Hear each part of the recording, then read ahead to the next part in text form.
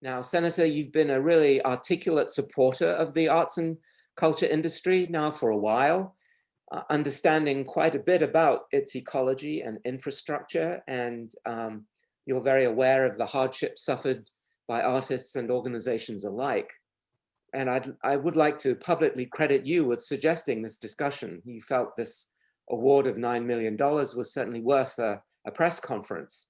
So I'm interested in your thoughts about this grant program and the larger situation of arts and cultural organizations in the state. Absolutely. Thank you, David. I'm so appreciative of the Arts Alliance for being such a passionate voice for all of the arts and cultural institutions in the state. And what a panel. And I want to give a special thank you to Liz for her tremendously effective advocacy on behalf of your organizations. But also tremendous credit needs to be given to DECD Commissioner David Lehman, who I've spoken to about this issue and understands that it is not only a artistic and cultural issue, it's an economic issue. And also to OPM Secretary McCall and ultimately Governor Lamont. The reason we say that is the federal CARES grant is distributed to the states, and the state governments has the authority to allocate those funds. And believe us, obviously, that there's tremendous needs everywhere. And there is a prioritization. And for that allocation, it is a reflection of the space that arts and culture holds in the minds because of Liz, through the governor and OPM and DECD.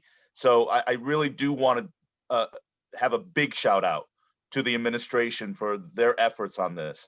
When we talk about money for the arts, it is not a feel good or it's a lifeline in these pandemics. And ultimately, when we think of nonprofits, particularly in the arts and culture institutions, you are the very fabric of the community. You represent so much of a part of the identity of what the state and the quality of life and the values that we have. And also the other important consideration that arts is a tremendous outlet. As Frank said in TikTok, I'm still not privy to TikTok, but what it does is we need arts and expression more than ever in these days of COVID, pandemic isolation, and social distancing. The arts and culture are such an integral part of making us connected. So it's a huge part. And I will close by saying this. It's not only this grant. We have also, to this administration's credit, having the insight to recognize that artists, many of them are self-employed.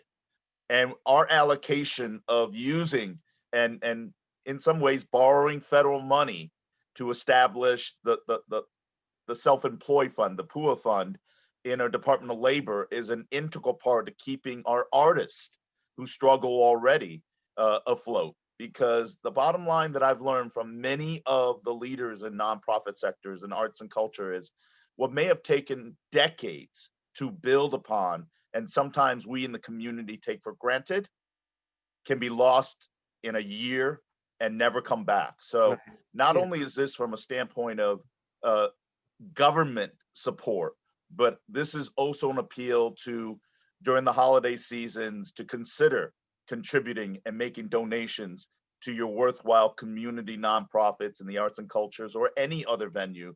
They need our support as citizens and a private sector more than ever. So when we're looking at charity and we're looking at giving during these holiday seasons, think of our nonprofits. They have not had the normal revenue fundraising that they have. So please consider contributing and giving some part of it to our nonprofits. They are an integral part. They're an extended part of our family. So David, I want to thank you, but I also appreciate the opportunity to thank Liz and the entire advocacy to making this happen. It's not a feel good, it's a lifeline. And I think we have to do more. And I would implore our federal government to get off their indecisiveness and allocate the funds that are necessary to keep our important institutions alive. And I also want to thank you, David, for recognizing not only the people that receive the money, but also the likes of Barnum Museum and Maritime that also needs our support down the line. And I hope that, and I know that Liz is aware of that, and we'll look at that down the road, and we hope that they will be supported and given an extension of support as well. That's great. Thank you, Tony, and especially for addressing the fact that arts funding, arts investment really is multi-level, multi-part, that state government is just a part, and that probably even more important is private donations, especially at this time of year. So thank you. So